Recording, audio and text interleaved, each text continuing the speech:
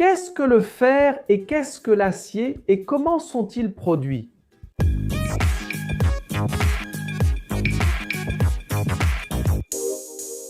Salut fans d'ingénierie, je m'appelle Gustavo Pereira et vous êtes-vous déjà demandé comment les gens affinent le fer et l'acier? Vous avez probablement déjà entendu parler du minerai de fer. Mais comment transforme-t-on un tas de terre en un ensemble d'instruments chirurgicaux en acier inoxydable ou en une locomotive? Si vous deviez nommer les technologies qui ont eu le plus grand impact sur la société moderne, le raffinage de l'élément métallique lourd qu'est le fer devrait figurer en haut de la liste. Le fer compose une énorme variété de produits modernes, en particulier le fer commercial riche en carbone que nous appelons acier. Voitures, tracteurs, ponts, trains, outils, gratte-ciel, armes et de nombreux autres objets dépendent du fer et de l'acier pour leur donner de la solidité. Le fer est tellement important que les sociétés primitives sont classées selon le moment où elles ont appris à le raffiner. C'est de là que vient la classification de l'âge du fer. Le fer est un élément incroyablement utile, extrêmement solide et en même temps malléable. S'il est correctement chauffé, le fer est également relativement facile à façonner en différentes formes ainsi qu'à raffiner à l'aide d'outils simples. Et en parlant de ces outils, contrairement au bois, le fer peut supporter des températures élevées sans prendre feu, ce qui le rend utile pour les travaux nécessitant de hautes températures. Contrairement à la plupart des éléments, vous pouvez également magnétiser le fer, ce qui le rend utile pour la création de moteurs et de générateurs électriques. Et enfin, il n'y a certainement pas de pénurie de fer dont il faut s'inquiéter. La croûte terrestre contient 5% de fer et, dans certaines régions, l'élément se concentre dans des minerais qui contiennent jusqu'à 70% de fer. Le fer est très important pour l'histoire de l'humanité, car il peut être extrait avec une relative facilité à l'aide d'outils qui étaient disponibles dans les sociétés primitives. Il viendra probablement un jour où les humains deviendront tellement avancés technologiquement que le fer sera complètement remplacé par l'aluminium, les plastiques et des matériaux comme le carbone et la fibre de verre.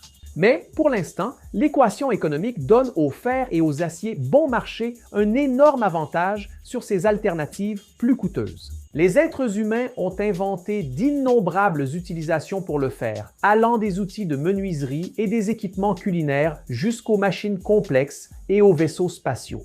Mais avant que le fer puisse être utilisé à l'une de ses fins, il doit être extrait du sol.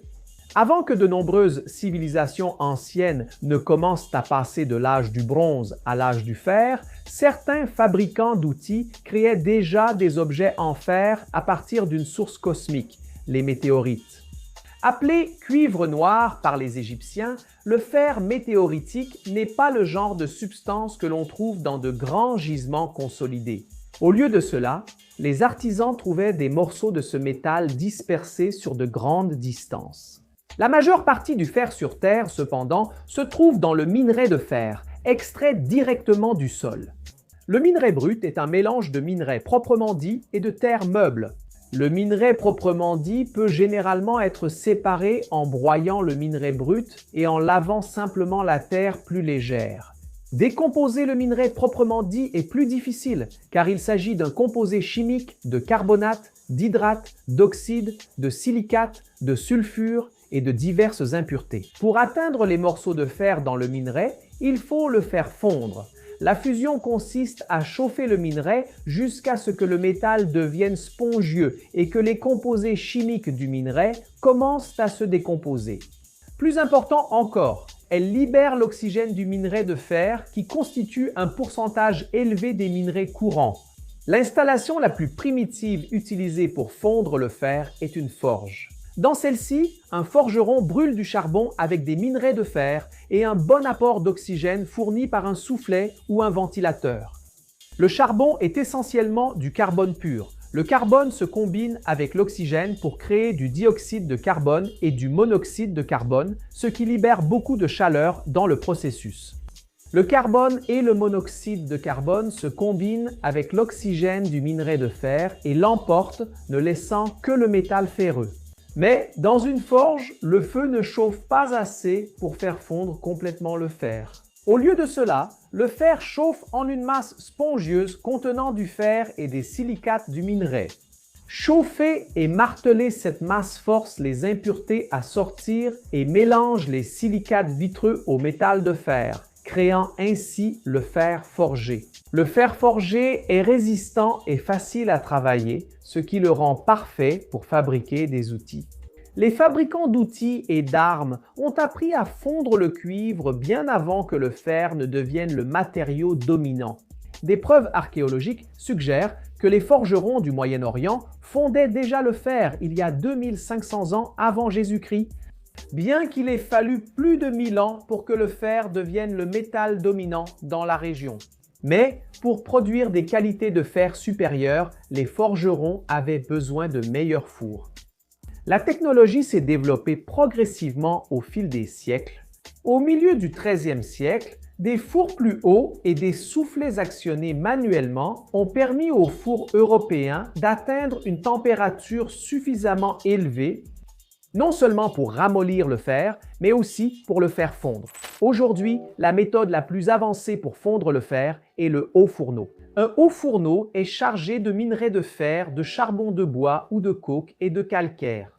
De grandes quantités d'air sont soufflées au fond du four et le calcium du calcaire se combine avec les silicates pour former du laitier. Le fer liquide s'accumule au fond du haut fourneau, au-dessus de cette couche de laitier.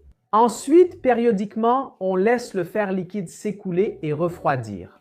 À ce stade, le fer liquide s'écoule généralement à travers un canal ou des moules en sable. Une fois refroidi, ce métal est connu sous le nom de fonte brute.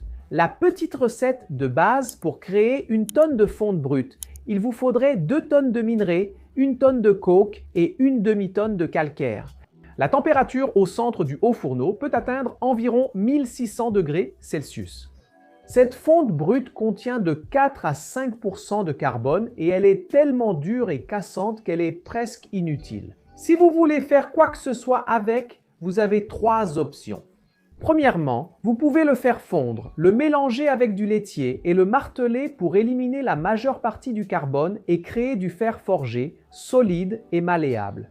La deuxième option consiste à faire fondre la fonte et à la combiner avec de la ferraille, à éliminer les impuretés et à ajouter des alliages pour former de la fonte moulée. Ce métal contient de 2 à 4% de carbone, ainsi que des quantités de silicium, de manganèse et des traces d'impuretés. La fonte, comme son nom l'indique, est généralement coulée dans des moules pour former une grande variété de pièces et de produits. La troisième option pour la fonte brute est de pousser encore plus loin le processus de raffinage et de créer de l'acier. L'acier est le fer dont la plupart des impuretés ont été éliminées. L'acier a également une concentration constante de carbone allant de 0,5% à 1,5%. Des impuretés comme la silice, le phosphore et le soufre affaiblissent énormément l'acier. C'est pourquoi elles doivent être éliminées. L'avantage de l'acier sur le fer, c'est la résistance. Le four à ciel ouvert est une méthode pour fabriquer de l'acier à partir de fonte brute. La fonte brute, le calcaire et le minerai de fer sont introduits dans un four à ciel ouvert et sont chauffés à environ 871 degrés Celsius. Avec cela, le calcaire et le minerai forment un laitier qui flotte à la surface.